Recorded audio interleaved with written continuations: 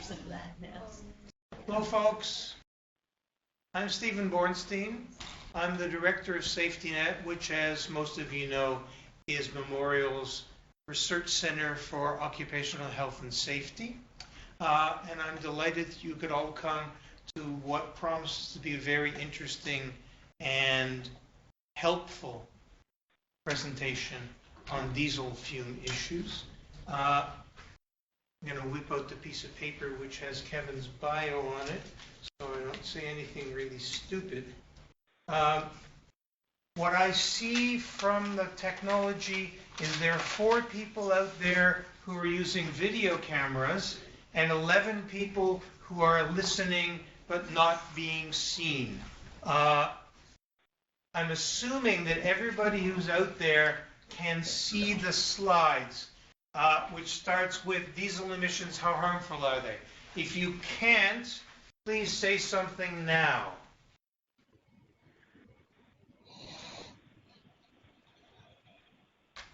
Let's assume they can actually see and hear, or maybe they can't hear. But the technology expert assures me this is working, so we'll carry on. Kevin Hedges is Australian by origin. He's a certified industrial hygienist with certification both from the American board and the Australian. He's currently finishing up a PhD on respirable crystalline silica, and its effect on lung function. And he is currently vice president of a very interesting organization called Workplace Health Without Borders, roughly speaking, the counterpart of Doctors Without Borders, a very important organization. He has been here for a while now and is associated with SafetyNet, and we're delighted to present him today. He has asked that we hold questions till the end. So he'll talk for 40 or 45 minutes, at which point we'll then open up the floor. And when we do that, we'll alternate back and forth between the people in the room and the people out in video land or phone land. So over to you. Thank you, Stephen, and thanks everyone for coming.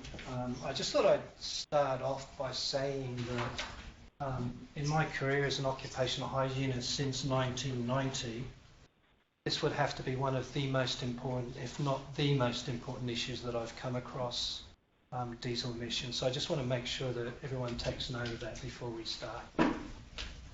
Probably because of how many people are exposed and the latest epidemiology. At the end, there'll be time for questions. We've also invited Katie Walker to participate via webinar. So Katie actually works for the Health Effects Institute, and she's had a lot to do with the recent epidemiology review that's been done by the Institute. So if there's any questions related to the epidemiology work, then I'd like to put them back to Katie, and Katie's happy to take those questions. And I forgot 2 technical things. If you have a cell phone, please put it on buzz, vibrate. And those of you who are out there with microphones, please mute your microphones because we can hear you. And that interferes with the sound here. So mute your mic or your phone until you're ready to say something and question people. Thanks. Sorry. And just one other thing, if you need to go to the bathroom, just go out that door and then turn right, so the bathroom is just on that side of the building.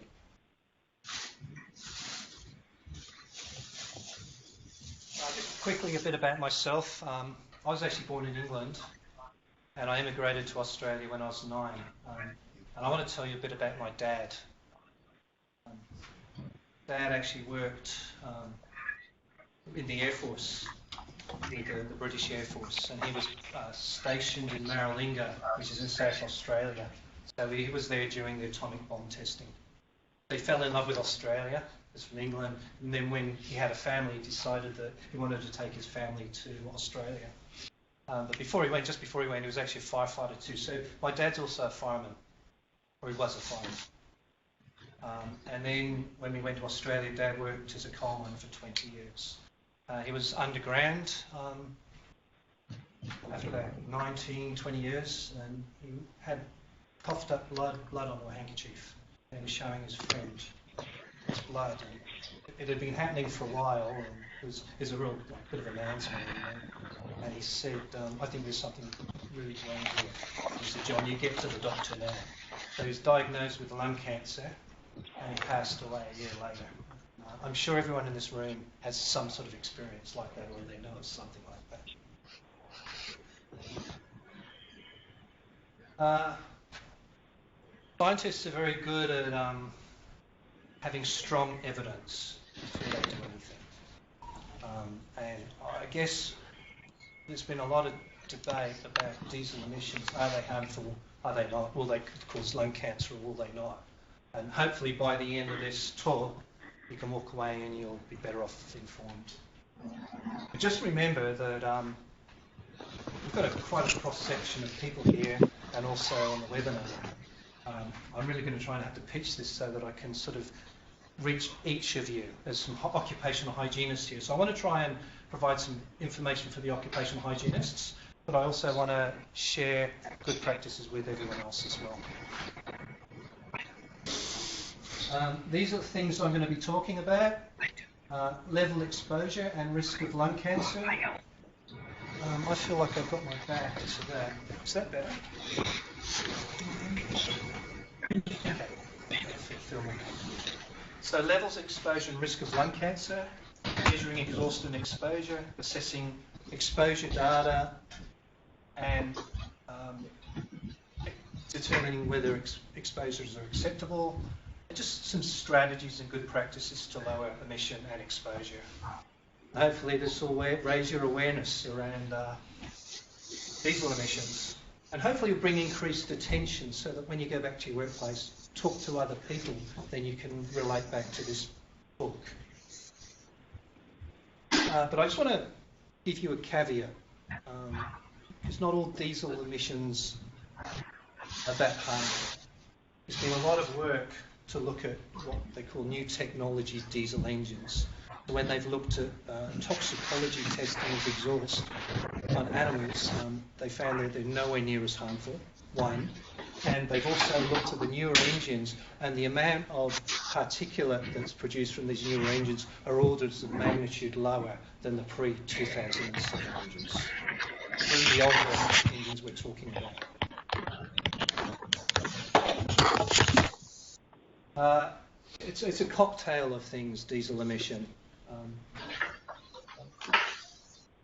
So what we have here is there's no generated funds that are available to soot, elemental carbon, for any means that I know of. So there's particles, and then you have I would organic. that's what I have to tell you. There's no emergency funds that I can get to you.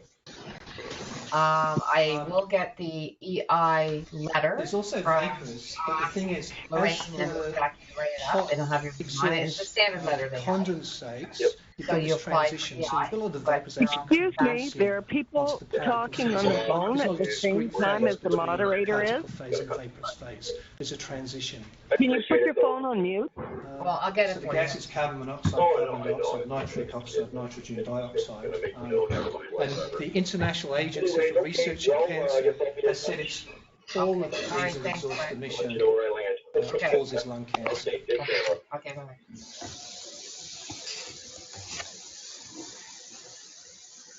So this is from a paper of a study done in Australia where they looked at the extent of the problem. How many people are actually exposed to diesel exhaust? And this is just a cross-section of workers. I'm sure people in this room will look at that list and they'll think, well, what about? Because they could probably add to this. But what this is actually saying is about 1.2 million Australians were estimated to be exposed to diesel exhaust in their workplace in 2011. 1.2 million. So what's the big deal, you may ask?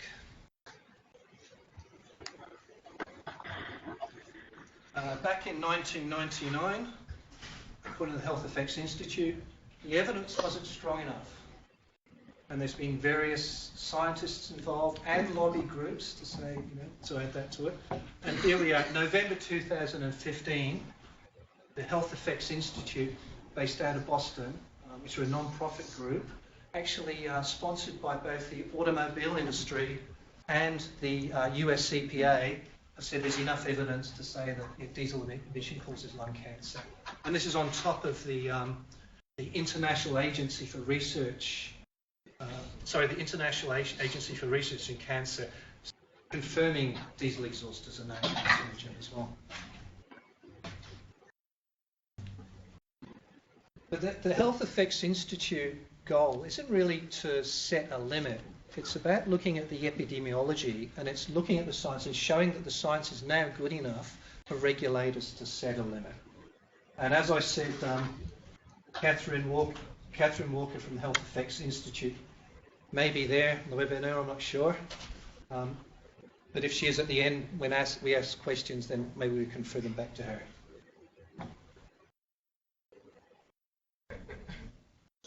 As I said, we're talking about older diesel engines now.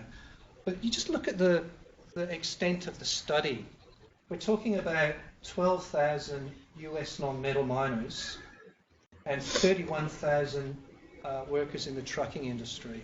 They've basically taken these different studies, they've pulled them together, and they've actually done what we call a meta-analysis.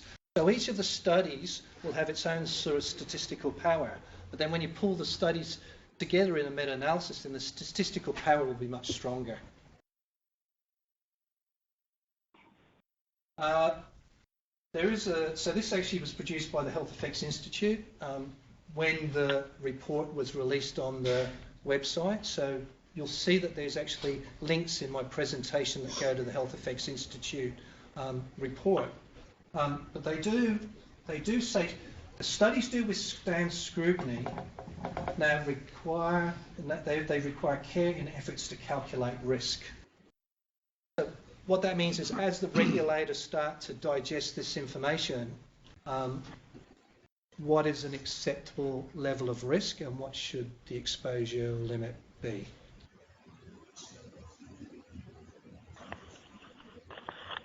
And this is a dose response curve that actually came out of the meta-analysis.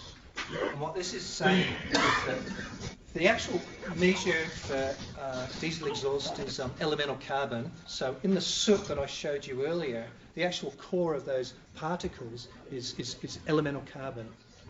And they feel that that's the best measure of exposure to the particles or to the soot in diesel exhaust. So that's what that is, elemental carbon. And this scale is relative risk. And this is for lung cancer. So 1 means basically non-exposed, general background. And then say if I was to go to 2, that would mean that I would have twice the risk of getting lung cancer compared to the background. So it's fairly simple. It's a simple process to extrapolate from this graph and just draw a line there. So if we were to be exposed to 1,000 micrograms of elemental carbon cumulatively, so over a number of years, if it was to build up in our system over a number of years, that would equate to 100 micrograms per cubic metre for a 10-year period, or a 0.1 milligram per cubic metre exposure for a 10-year period. And I have actually put this in here. With an exposure of 100 micrograms per cubic metre, or 0.1 milligram per cubic metre per year for 10 years, there is more than twice the risk of getting lung cancer.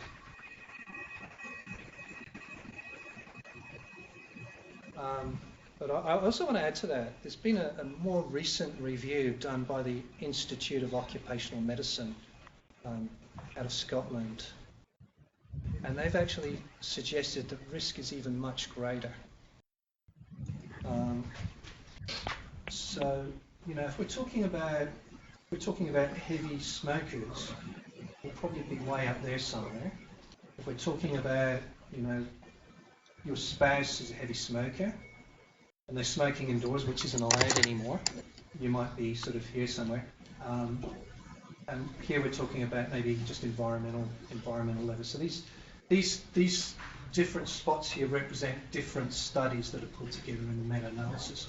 Now, what the Institute of Occupational Medicine is suggesting is that the risk is actually greater at 0.1 milligrams per cubic metre for a 10-year period, even greater than if you were a heavy smoker, which is a concern.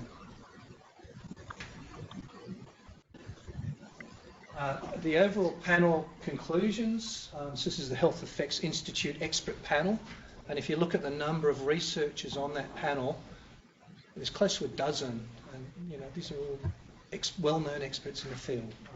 Well designed, both the diesel emission in mining study and the trucker study provide now good evidence, and there's a quantitative risk assessment that can be done with that. Just be careful of the uncertainties, and I'll talk a bit about that in a minute. And what this has done is laid out the groundwork for future research. I've just got to check my time. Okay.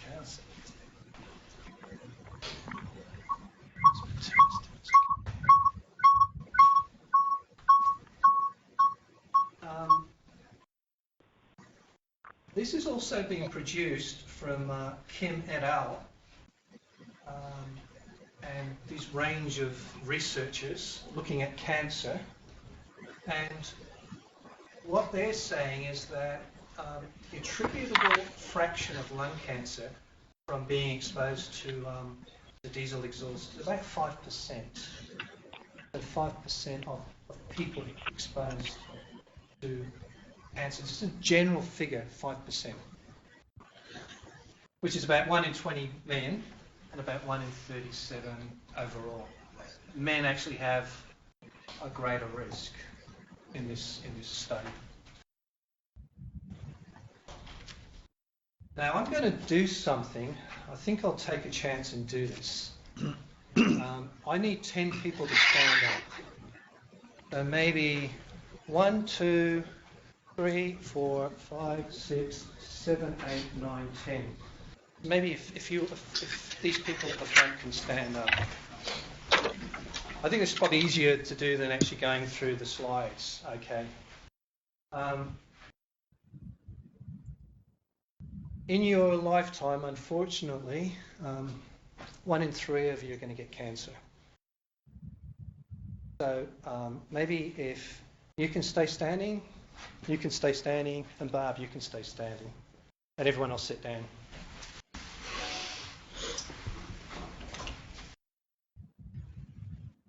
Okay. So out of these people that are going to get cancer, what this is saying is that 30% of these 3 people here, or 1 in 3, are actually going to get lung cancer. So perhaps you can sit down, and you can sit down if you don't mind. Okay. Now, a relative risk of 2 means that you now stand up. And can you sit down, Barb? Okay, so out of these 10 people here, if you're exposed to 0.1 milligram per cubic metre for 10 years with a lag time of 15 years, unfortunately you're going to get lung cancer as a result of exposure to diesel exhaust. Okay, thanks.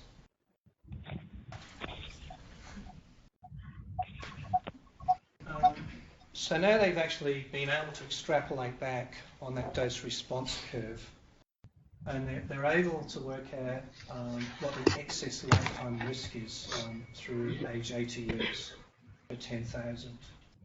And in occupational regulatory sort of circles, they talk about 1 in 1,000 being an acceptable risk.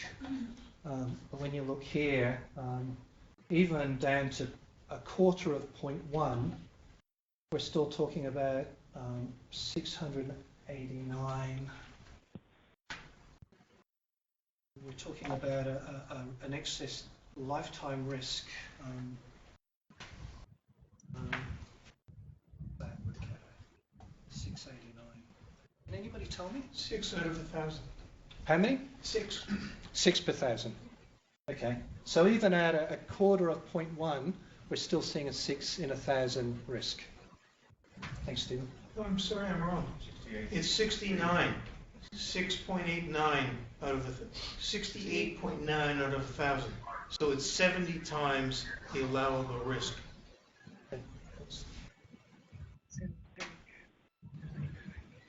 Kevin, I think when you're talking to the screen, they're going to have trouble hearing you because the mics are there. Okay.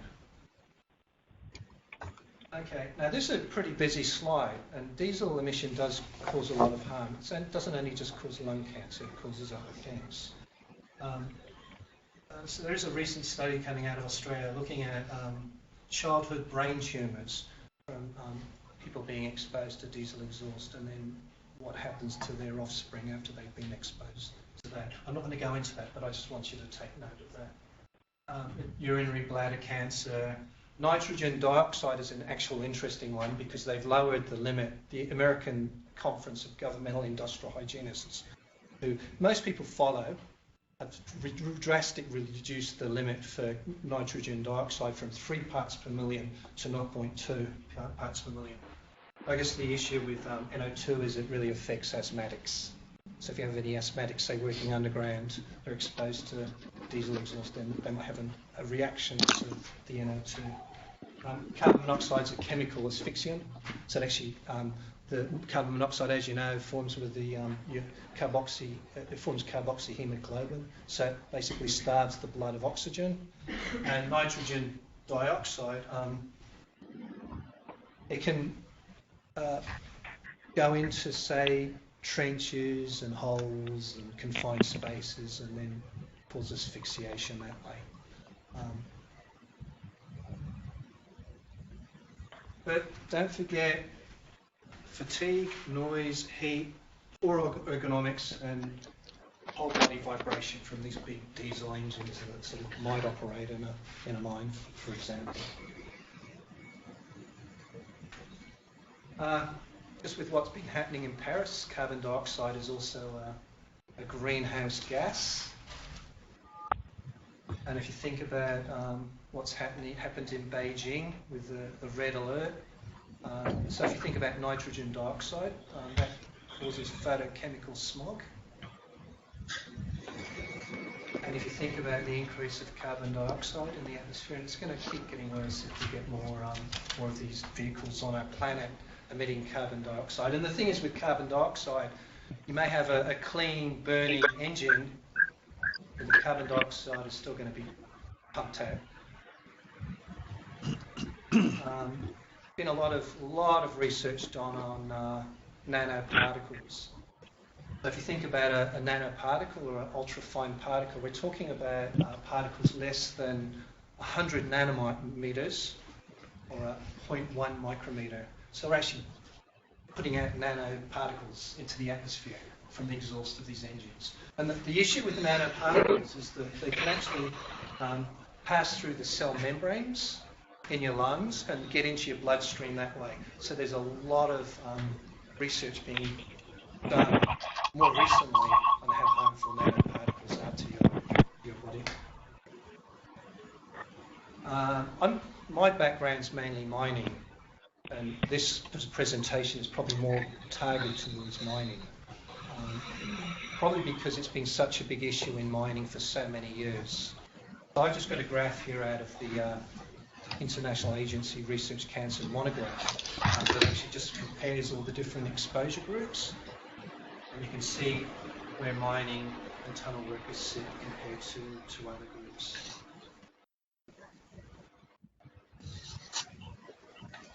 So in Australia, the New South Wales EPA has looked very closely at what's been done in mining, and they're actually learning from mining, and so they're using mining as a sort of a bit of a benchmark of good practices. Can it be measured, you may ask? This is a diesel testing van with a chemiluminescence analyzer and also non-dispersive infrared analyzers for for carbon monoxide and carbon dioxide, and the chemiluminescence analyzer analyzes for nitric oxide and nitrogen dioxide. You can get portable monitors. So this is a gold standard. This is an accredited laboratory that travels around New South Wales testing engines in underground mines. And if the engine fails, the mine actually has to get the engine out of that mine. The engine's not allowed to operate in that mine if it goes above limits. You get portable analyzers. This one actually measures carbon monoxide, nitric oxide, and nitrogen dioxide. There's been an evolution. They used to measure used to produce NOx results, but because NO2 is so much more harmful than NO, the analyzer will actually give you separate readings for NO and NO2. This is an underground miner wearing this personal sampling head, and this is actually what the setup looks like. And this is a carbon analyzer to analyse the sample from that sampling head. So what this does, it's a cyclone.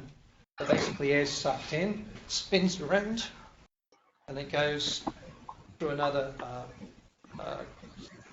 pipe, and then it gets the submicron particles actually get separated out. So what this actually collects is submicron, so less than 1 micrometer in diameter, and then that gets analysed. There's some other instruments. This one here will actually, you can measure the gases, and you can also measure the particulates coming out. So a little filter fits in here. So personal exposure monitoring and raw exhaust monitoring can actually be carried out. But we need to think about the future.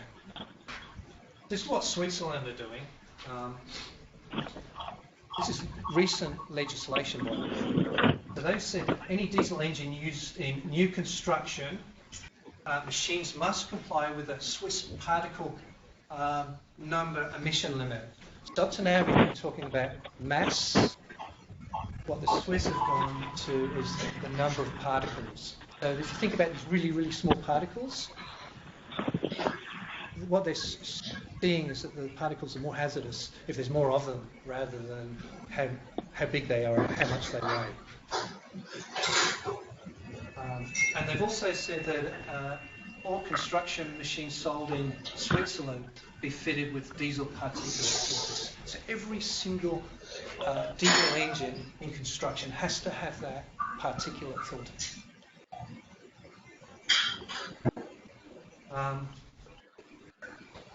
I guess what we have to be careful of is about measurement.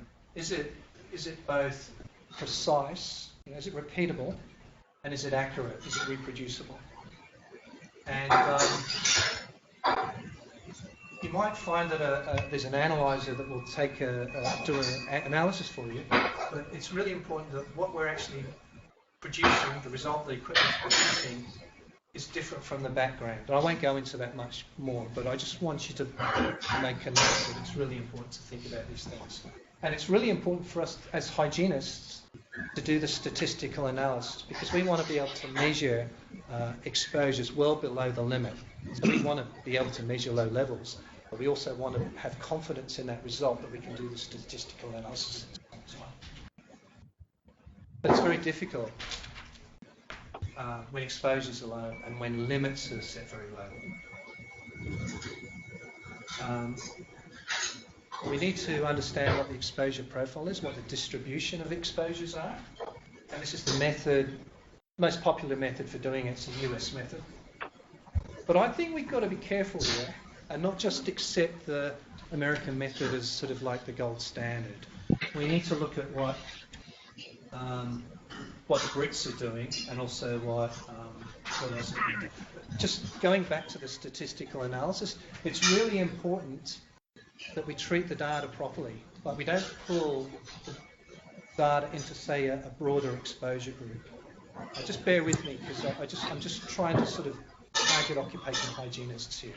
So some of the stuff here may not be obvious, but I haven't got that long, and I just want to make sure I get this point across.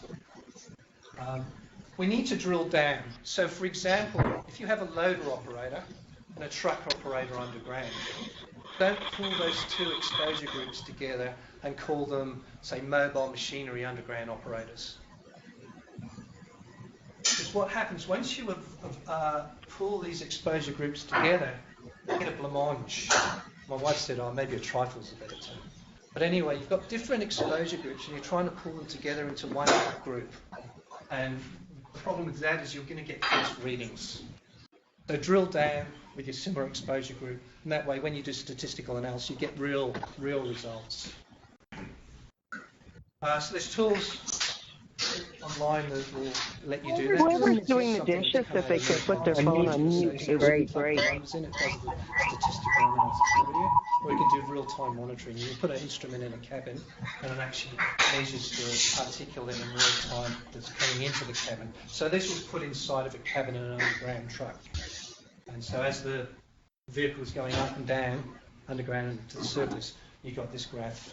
So what this means is that you can actually put air treatment devices on the outside of the cabins, put the cabin under positive pressure, filter the air out using a HEPA filter, measure before and after, just to show the effectiveness of this positive pressure HEPA filtered air device. So these are tools for hygienists again. I talked about IA stat, and in my opinion, the British, Dutch strategy and tools operate at a higher level of sophistication, and I'll tell you why. If you were to look at those truck operators and those loader operators, say the loader operators, you might find that there's differences between the individual workers in exposure. So what this does, it does what they call an analysis of variance to see if there's a really big difference between those workers, the loader workers. And if there's a really big difference, then there's something going wrong there. So focus on maybe that one individual exposure. But then it also allows you to look at comparing loader operators to truck operators and seeing if there's a significant difference between the groups. So is there a big variance between those groups? And if so, there is a real difference between loader operators and truck operators. So it allows you to do an analysis of variance. There's also a tool to allow you to adjust exposure limits for extended shifts. A lot of people work 12-hour shifts here. There's also a tool through the University of Montreal that allows you to treat non-detects. So the idea is if you get a lot of non-detects, a lot of results less than the limit of quantitation, you're not going to have a very good statistical analysis using those bits of data. So this actually allows you to treat those data as though they're part of the data. So I'm not going to go into it, but it basically just teaches, it treats the non-detects, and it allows you then to do statistical analysis on the distribution group. Okay. Be careful. I'm just sort of taking a step back from the technical side now. Be careful. Speak with the lab. Is the limit of quantitation going to be low enough? Evaluate alternative methods. Don't just rely on NIOSH 5040. What does the UK Health and Safety Laboratory use? What does Commonwealth's Technical Services use? And the respirable combustible dust limit used in Quebec, is that really a good measure anymore? That's an old measure, and I've heard that is actually going to be converted over to the NIOSH 5040 in early 2016. Okay, I don't want to spend too much time on this, but there has been a lot of work done to look at. So we're using elemental carbon as a surrogate for exposure.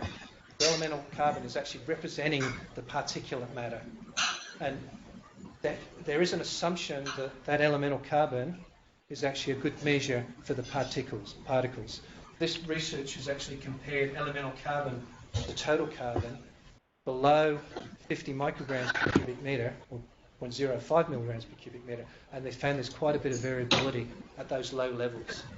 So if we reduce the level too much, then the variability is going to be too high. So I just put a note that regulators take note. It's really important we don't set really, really low levels, but one can't be measured and the uncertainty is too high. This is not a black box. Okay, so these are these, I don't want you to look too much into these tables, but basically these are gas concentrations from raw exhaust, and they're limits in an Australian guideline that's being updated in 2016, and these are limits from the Canadian standards. Just look at the difference. The limits they put into these Canadian standards are double the limits of what they have in Queensland, in New South Wales coal. And I guess if you look at a table here of limits, so this is the respirable combustible dust limit out of Quebec. This is the Ontario limit. This is the American limit, and this is the Australian limit. So I've got a note here.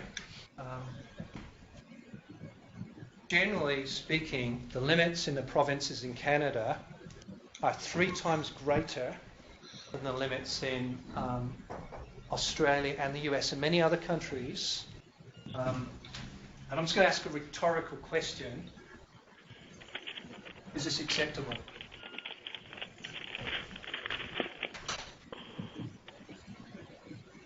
And I just want to refer to a case of Claude Fortin.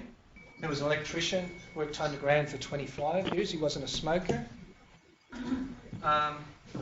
Despite safety measures and despite the fact that his exposure was below limits, the Supreme Court still upheld his case to say that, or that they agreed with the Commission to say that his lung cancer was caused from exposure to diesel exhaust, which is quite interesting, isn't it?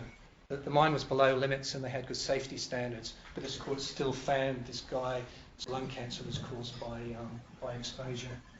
And this was a first. So how do we manage all this stuff? There are a lot of issues here. We need to apply a risk management approach. And it's really important that we need to apply what we call the hierarchy of controls. And I won't go into that, but basically the best thing to do with control is eliminate the hazard. That's the primary thing we need to look at, eliminate the hazard. And then as a last resort, perhaps we can put respirators on workers and stop them breathing the fume. There's a number of different steps through that. I go for time for 5 minutes.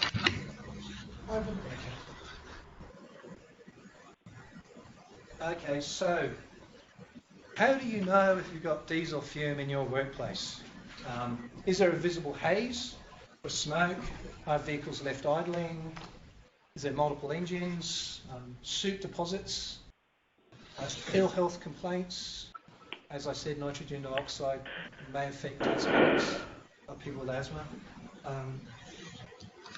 Are emissions piped away? Are emissions processed through a treatment system? Has personal exposure monitoring been done, or has the raw exhaust been analysed? What are the results? And can an alternative power source be used? So if you can't take the diesel away, can you look at alternate fuels, filters, low emission engines, fuel quality, exhaust extenders, oxidation catalytic converters, but be careful. Some of them actually increase the amount of nitrogen dioxide going out the tailpipe. Exhausted extractor hoses, run the mass doors and job rotation. Maintain the engines, turn the engines off, put diesel power generators in separate areas, ventilated areas with negative pressure, monitor the exposure and raw exhaust, and use, like I said, use respirators allowed before. There is a fellow, I've got to mention Sean's name, Sean McGinn, based in Canada, has done a lot of work. He's one of the pioneers of controlling diesel emissions in mines. He's a Canadian expert, and he's travelled around the world. He's travelled extensively through through Australia, providing training.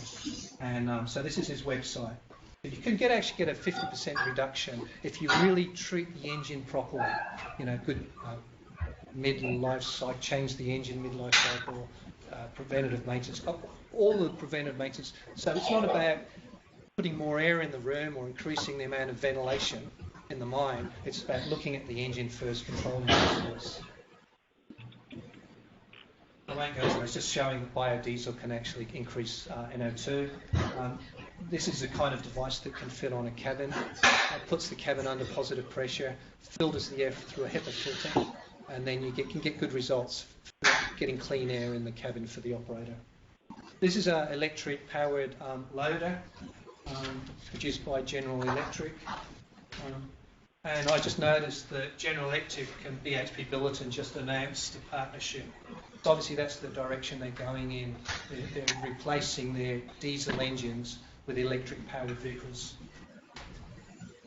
And you just need to establish we need to establish a program. What gets measured gets noticed. What gets noticed gets action. Can an exposure limit of 0.1 milligram per cubic metre be achieved in underground mines?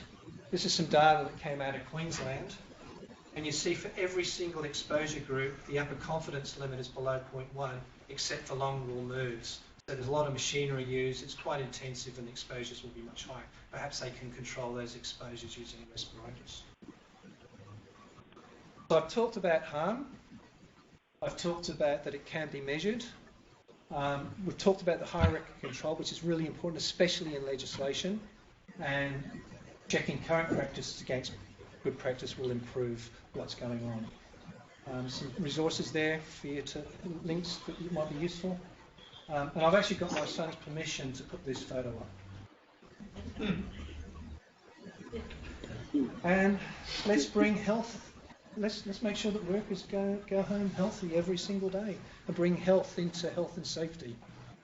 Thanks for your time.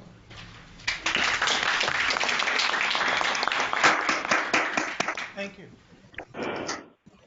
So we now have a good 30 minutes for questions. Let's start in the room and go back and forth between the room and cyberspace. So, question from the room.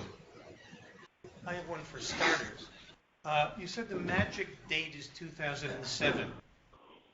Diesel engines after 2000, produced after 2007, or at least with new models, have considerably lower emissions.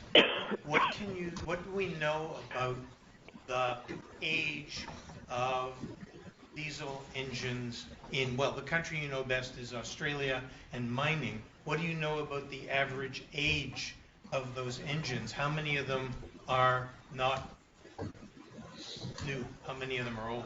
I can speak to mining, and I can speak to possibly coal and metal mines. Many of those engines will be older engines.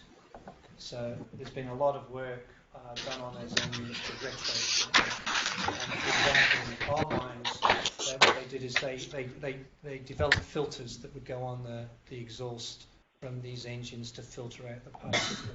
So a lot of these good practices and the controls that we're seeing coming out of Australia have been all of the work and research done to actually control the emissions going out. Now, more recently, the bigger mines are going to tier 5 engines, but there's still a big number of engines out there that are older than that. Okay. One more question from the room before we go outside. Anybody? Yes. Is there any data on short-term heavy exposure versus long-term, I guess, mild to moderate exposure? I'm using those terms anecdotally, not with measurements, but just a very short-term intense exposure, say 5 years versus 10 to 15 years of mild to moderate exposure. Yeah, well, that dose response curve is it's cumulative, but it does take time to build up in the system. And the studies, I think it's the trucking study, have actually got a lag time of 5 years. So what they're saying, after 5 years onwards, yeah, this is the sort of the risk based on exposure. But as far as below 5 years, and I suppose if you think about nitrogen dioxide as an example, it did have a short-term limit, yeah, and they removed the short-term limit when they reduced it from the exposure limit from 3 ppm to 0.2 ppm. So obviously NO2 affects asthmatics, so you really don't want to be exposed to short excursions of NO2. Sort of it follows a similar paradigm to tobacco smoke, where 40 years of 1 pack a day is going to be more significant than 20 years of 2 packs a day. That sort of way of looking at things. Yeah, it's cumulative long-term Exactly. effects. Okay, I'm assuming that the people out in cyberspace can hear the questions from here, but maybe just to clarify, since I have a very loud voice, I'll repeat any questions in the room, the gist of them, so that everybody out there can hear. So do we have a question from out there? Question? Hi Aristides. There's a fella on the screen here who's dialed in from Tanzania. Wow. Well, we can see him, but does he want to say something? Mr. Medard? Thank you. Yeah, thank you, Kevin, and all of you. It's a good presentation. I learned a lot on diesel emissions, and here in Tanzania, most of the mining companies here, they are starting to do underground. We have almost 3 companies who are doing underground mine. So it's a good opportunity to be with you, and I have learned a lot from you. Thank you, Kevin, and thank you all of you. Great to see you. Thank you. Anybody else from out there with a question or a comment? Question or comment from here? Yes, Angela. Loud. Who would be the groups that would be most exposed here in Newfoundland and Labrador to diesel fumes? Since we don't do a lot of underground mining, Yeah, okay. where is the exposure in our industry? Maybe someone else in the room could answer that, because, obviously... We could just sort of brainstorm that quickly now. I guess, like, dock workers was up there. So people working close to sort of like, marine vessels, ferries, merchant ships.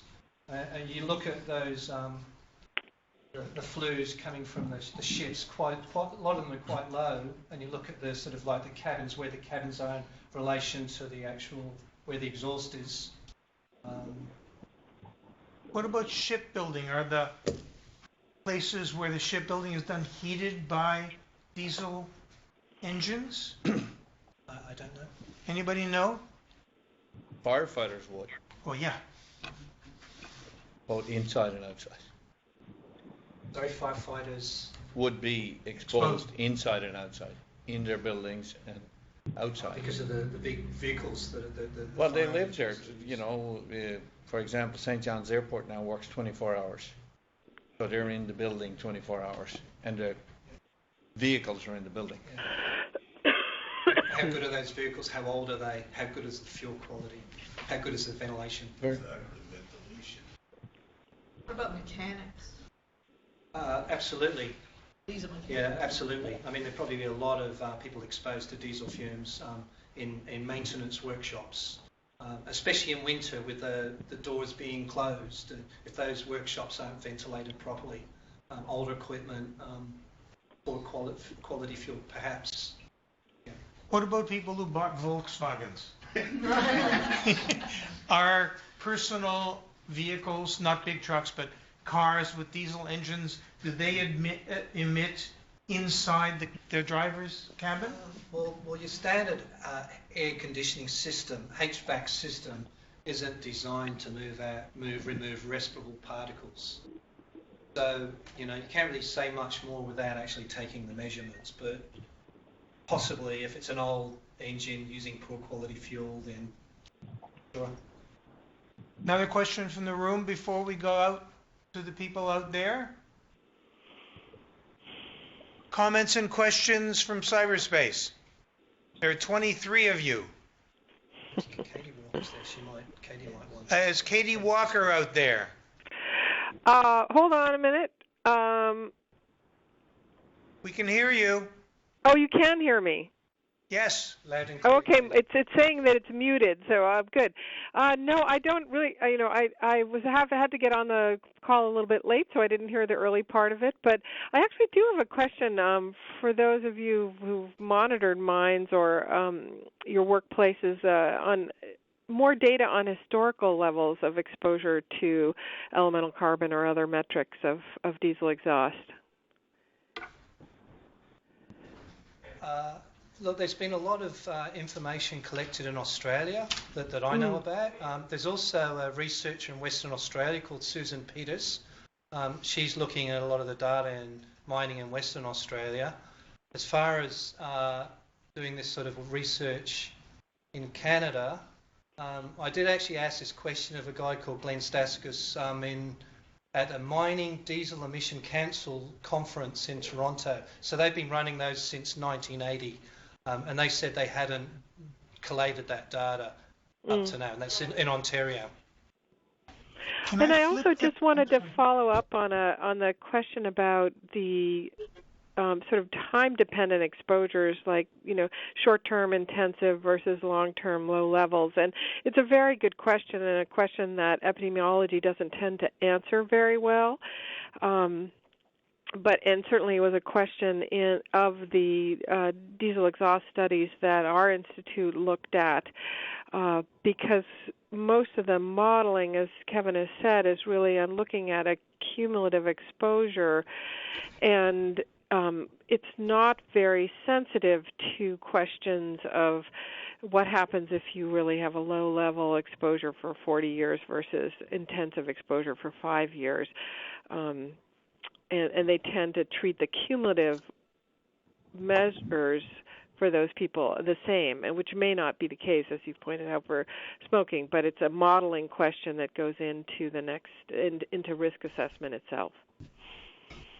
Kevin? I actually have a question to you, Katie. Oh, no.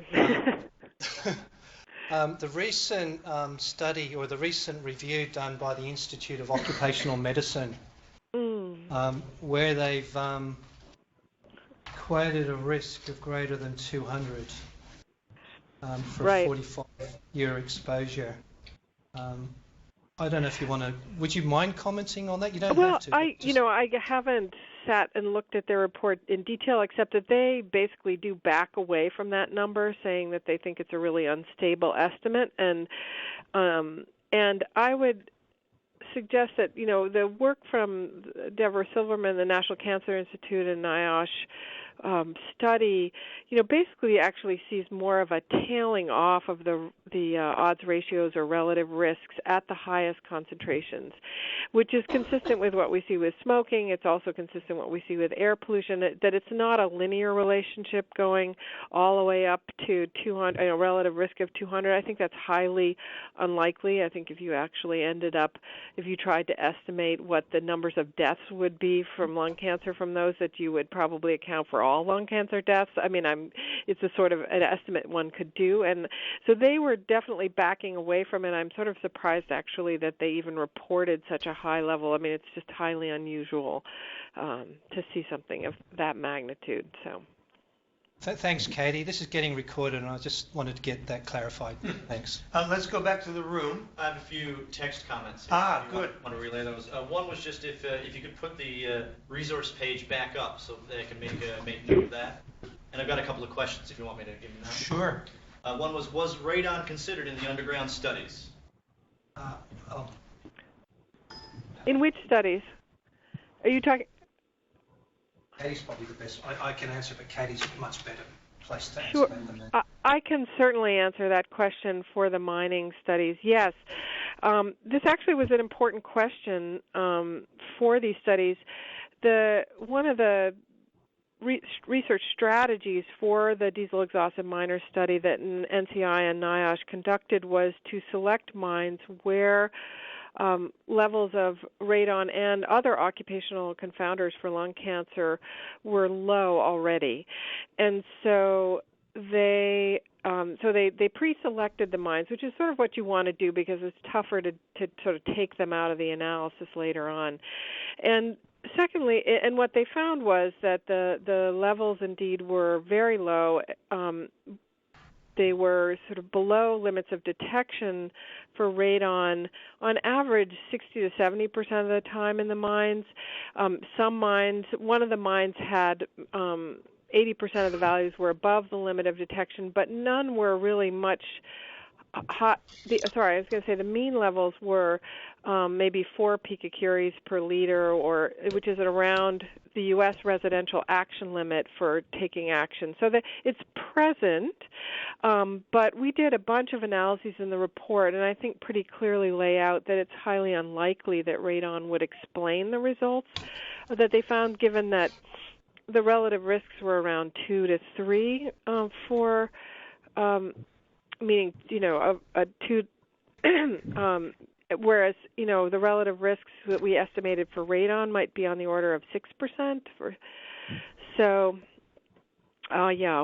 we didn't think there was a major problem there with radon, but it's a good question. Can I turn the question around to Memorial? Are any employees of Memorial exposed on a regular basis to diesel fuels? Diesel emissions? Yes, you're asking me. I am. The only times when this has been brought to my attention is for testing diesel generators. It isn't? Because there are a number of buildings here on campus that have backup power from large diesel generators, and there have been occasions where exhaust from the generators is being drawn in through the ventilation system into buildings. And building occupants have expressed concern about that. Facilities management has procedures in place, and I know it's something that comes up every once in a while depending on the time of day when they do it, the wind direction, that kind of thing. Although I suppose it's, I've never done any monitoring to see what the exposure levels would be from this. My understanding is that it's generally a very temporary exposure and sporadic. It's not something where, I'm not aware of anybody who would be continuously, excessively, or exposed at a point where they've come forward and said they're concerned about it. Do we own any of the equipment that Kevin referred to for testing? Like any of the mobile, not that I'm aware of. Other questions in the room? Yes, Bart. And then we'll go back to you. I want to go back to the monitoring question. So, louder. In Australia, how much routine monitoring is going on of exposure levels, and what's your sense of Canada and then Newfoundland? I mean, who's monitoring exposures? Because you said there was a lag time of 15 years. So how would somebody know they developed lung cancer 15 years later that they were exposed? Okay, I think there's 2 questions there, I think. So how much monitoring has been done? I know as working as a regulator in Queensland mining for about 6 years, there was a lot of monitoring done. And typically it was the bigger multinationals, BHP Billiton, Rio Tinto, for example, that would have very good occupational hygiene programs where they would collect lots of data and just follow up with their workers. I really can't speak to that here because I haven't had a lot of exposure, one-on-one exposure in mining. The other one, how would you know? It really goes back to the individual, in my way of thinking, that if that individual is given a letter and they can see what their exposure was, they could always go back to that dose response curve and look at, well, what is the risk of them getting cancer if they were exposed to this level for this many years? But how would they know what level they were exposed to? Because hopefully the hygienist will go and hand them their results and say, this is how much you're being exposed to and this is the limit. The company's hygienist or the government's hygienist? The company's hygienist. Don't rely on the government. You have to rely on the companies? I'd rather rely on the government. Yeah, the companies generally have a lot more money. I'm talking about the bigger multinationals. They have a lot more money. They are able to maintain the accreditation of the experts that work in their companies.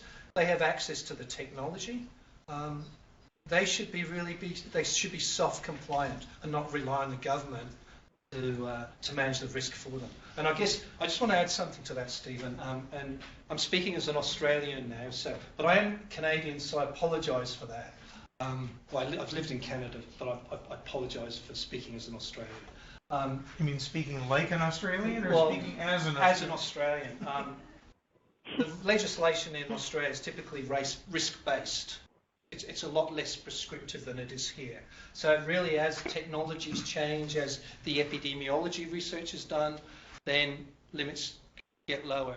If you actually prescribe limits, then in 5 years' time or 10 years' time, that limit might not be valid anymore. So the idea is you need a minimum standard, but you also need to work towards best practice. Like you need to continuously improve, and with risk legislation that actually causes that to happen. Okay, let's go back to the text messages and questions. Sure, only got one more. Ah. Is sulfur dioxide still part of diesel exhaust emission, or they are not present because of the use of low sulfur fuel? I would say many years ago, there may be some cases where SO2 would have been generated, poorly refined heavy oils. In my experience looking at exposures, I haven't seen that SO2 is an issue. But saying that sulfur in diesel fuel has really dropped significantly, and I think in Australia they've even gone below 5 parts per million now. So SO2 is not going to be an issue with new engines. Yes. Any more question? I've got no more. Go ahead. Something just popped in my mind. What about home heating furnaces and those fumes from, that's diesel fuel basically that they're burning? I mean, is that a problem? I don't know if home heating furnace is working on diesel. Is it diesel? Yeah, it's just not taxed at the same. It has less taxes on it. It's basically the same fuel. I remember in Toronto, people were taking the dye out of the home heating fuel and selling it to truckers. Good question, Dennis. That's something I've never thought of. Yeah, I don't know. I can't answer that question. But biomass fuel is an independent risk factor for lung cancer. We see that in third world countries where they burn fuels indoors, cooking fuels and that sort of thing. And that would be similar to furnace oil in an unventilated setting. Yeah, absolutely. Yeah. It's more harmful, right? That kind of fuel. Anyways, I got it right. Do you have anything more on the... Okay, is any questions from the cyber world? Questions, comments? Back to the room. Questions, comments, ideas? Yes. Question I want to monopolize here. Kevin, do you know of any biomarkers of exposure that would assist us in a monitoring type of program? Two things come to mind. You can actually get devices that measure carbon monoxide in your breath when you breathe out.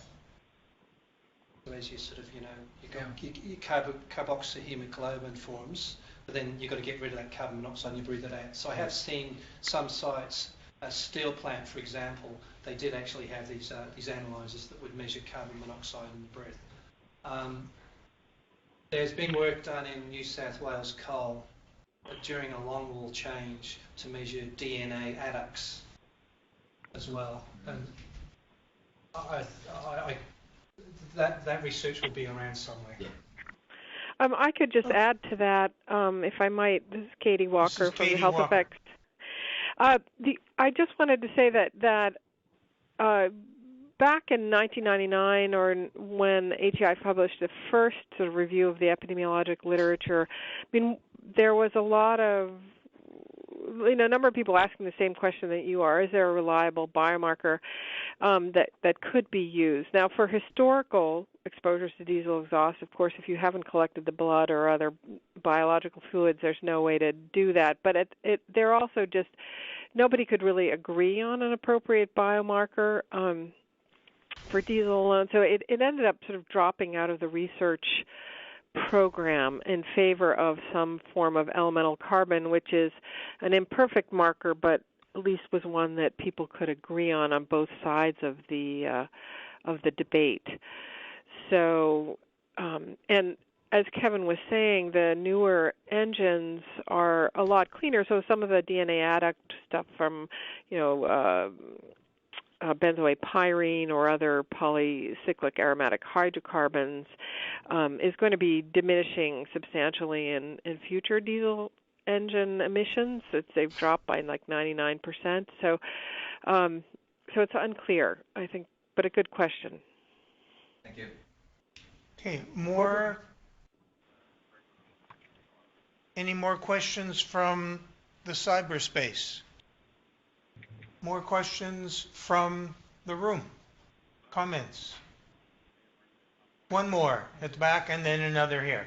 Yeah, well, I'm kind of curious in that, just to go back to the gentleman, I think, who's with the firefighters out at the airport and that, I'm kind of curious about what kind of monitoring they do up there in your buildings. Well, I'm retired right now, so but I worked in the field for 35 years. And before, in the early stages of my career, we never wore SCBAs. Self-contained breathing apparatus, excuse me. And we were exposed for a long period of time. Most fire departments in Canada never had exhaust systems in place. So when we crank up those vehicles, those fumes were there for hours and hours and hours. And we lived there.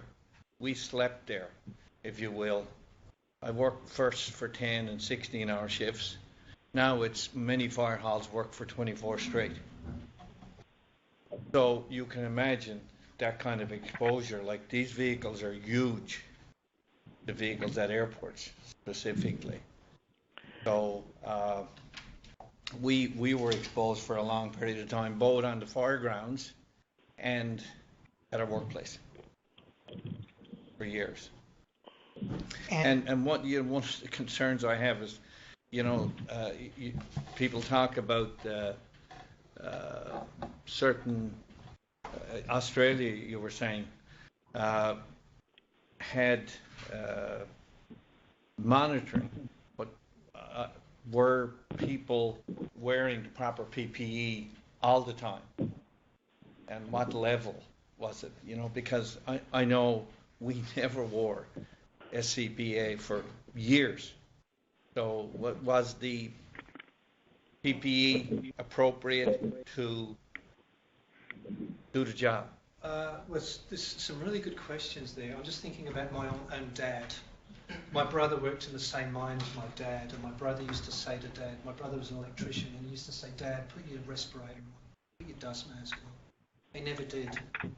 And I'm sure a lot of other miners didn't either. Sorry, what was the last bit of your question there?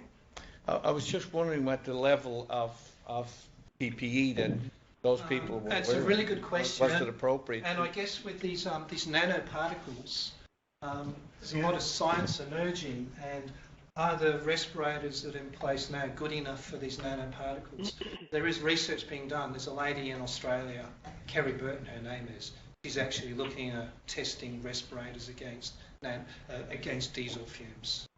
It sounds as if the answer to Ange's question is there isn't a lot of monitoring by the companies that run the airport about the quality of air inside those hangars, or by fire departments about the quality of the air inside firehouses. And it was late. Sorry, I guess I go back to the first slide. The whole idea of this presentation is to raise our awareness. So maybe people just don't know that they're getting harmed from these diesel fumes. It's about sort of going back and saying you should be doing monitoring. What are the exposures of the workforce? Are these diesel burning fuel cleanly? Okay, last chance. I got one here. I've got, can you speak to the difference in diesel fumes prior to use in equipment versus diesel when burned? Does that make sense? Fuel just sitting around versus fuel that's actually been is working in an engine. So fumes of just, I guess. Diesel is different to petrol. Diesel is a heavier fraction when they do the distillation, so it's closer to oil than petrol is. It has a lower vapor pressure, so you're not going to generate as much vapor. Okay. Whereas gasoline, for example, has a high vapor pressure, and the problem with gasoline is it also has benzene in it. So when you fill your car up at the garage, you could also be exposed to benzene as well. Last questions in the room? If not, let me just take a minute to thank Kevin for a very stimulating combination of up-to-date scientific evidence and practical instructions and advice for improving health and safety here and now. So thank you very much. I just want to thank Stephen and for supporting this talk. I actually approached Stephen and asked him if it was okay if I did this, and Stephen completely supported me, and he opened this forum up. And also Amanda Budd, who's done an incredible amount of work, even though she's got a sick child at the moment. She actually came in to help set this up. And Angela and Barb also for supporting me all along the way as well, and SafetyNet, so thank you very much. And thanks to Darcy for the technology. Thank you, folks. Thank you.